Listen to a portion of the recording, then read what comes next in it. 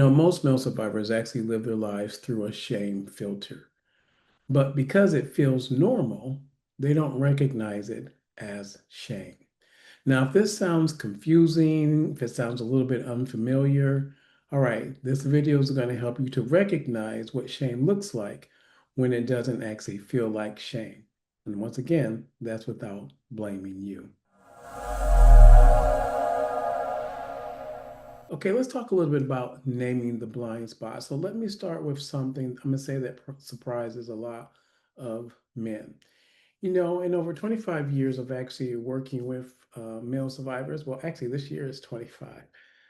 I can count, I'm going to say on one hand, how many guys have walked into my office and said, I feel ashamed. Okay, it's just not that common. But what they say instead is something that sounds reasonable. So they say, wow, I'm just really so hard on myself, or, I see things clearly.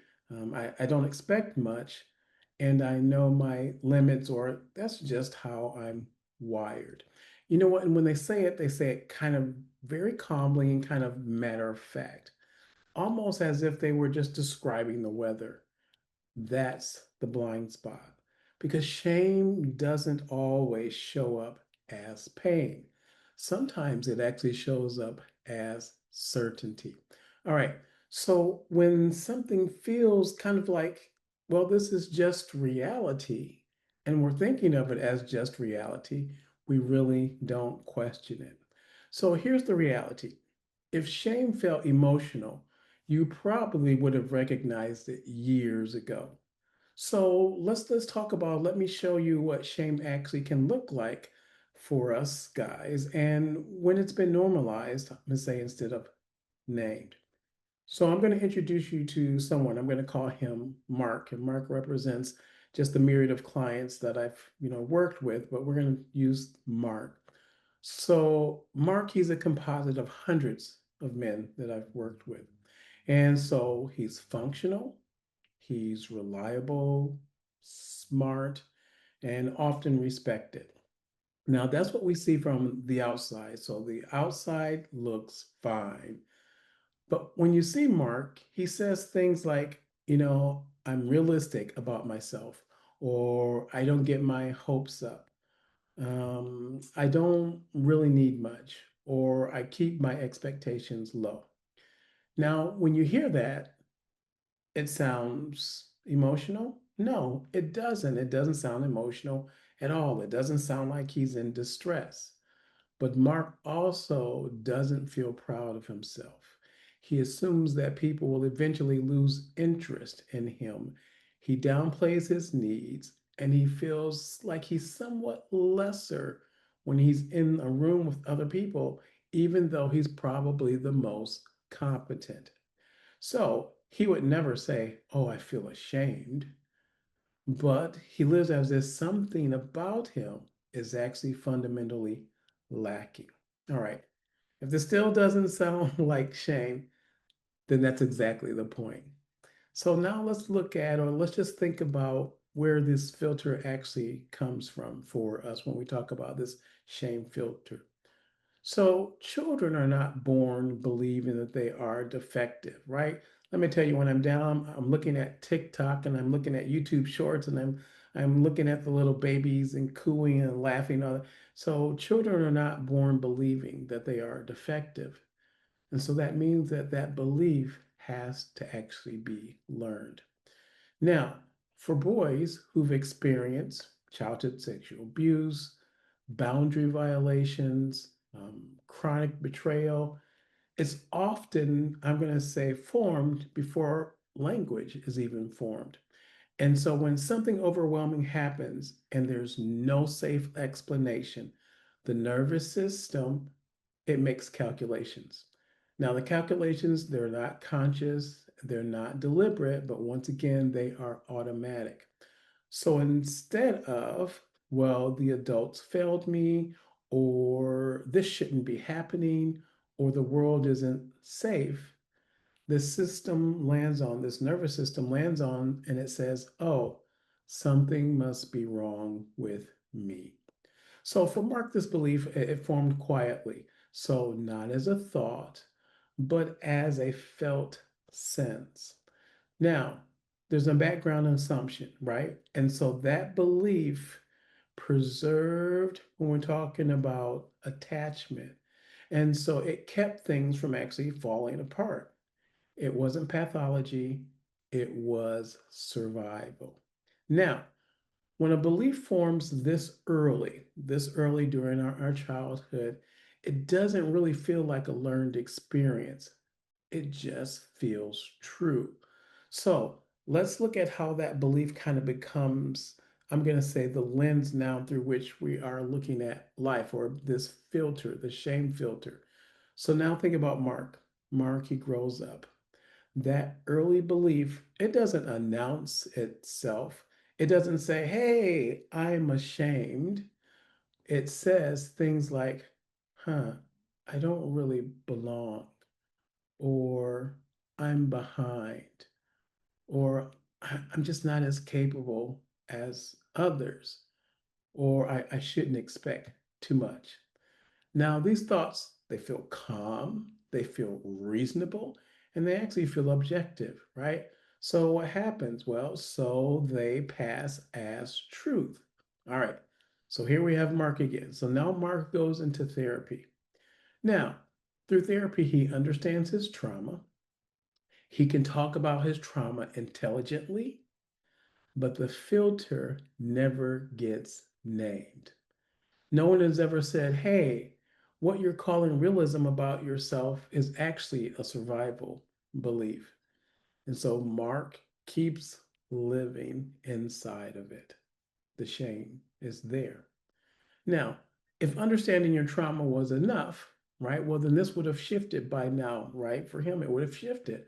So let's talk about why just talking alone often doesn't touch this layer. All right. So when we're talking about this shame, shame doesn't live, I'm going to say, in insight or inside of insight. It lives inside the body. So for Mark, it would show up as, subtle. He would have kind of like a hunch in his posture. He had a very guarded tone when he would speak. He was always expecting rejection even before it happens.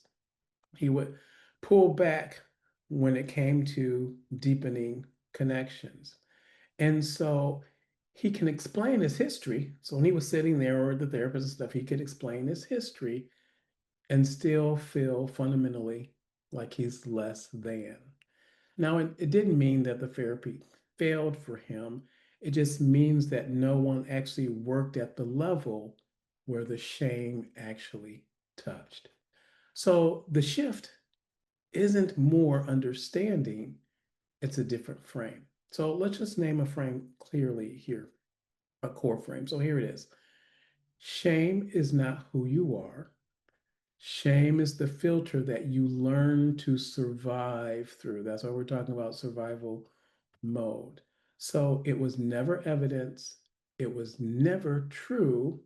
And for Mark, that filter once kept him safe. It made, I'm going to say, sense at the time.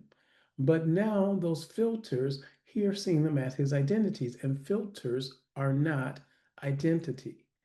Filters can be examined, filters can be adjusted, filters can even be removed. But identities, we feel them as actually being permanent. All right. So once shame stops being you, so YOU, then it becomes something that we can actually work with. It becomes something that you can work with. So here's a simple way I'm going to say that maybe we need to start to begin seeing it. If you want to think of this maybe as a diagnostic, question. So I remember I asked Mark, I asked him one question, right? And when I asked him this question, it kind of stopped him a little bit cold in his tracks. And I said, does this belief feel emotional or does it feel factual? And so he paused for a little bit. Now, because his self judgments didn't feel emotional, they felt obvious. And so that was the clue. Shame doesn't argue, it states. So it says, this is just how it is. This is just who I am. That's how you know that it actually formed early. All right. Now, this also explains why some individuals, when they come, they say, "Hey, coach, I did my confidence affirmations, but they never worked." All right. So let's be kind of a little bit clear about this. I remember Mark, he tried the confidence affirmations also. And we all know what they are. I'm capable. I believe in myself. I am enough. The problem was, even though he was using the confident affirmations, they still felt hollow. And sometimes they were actually irritating.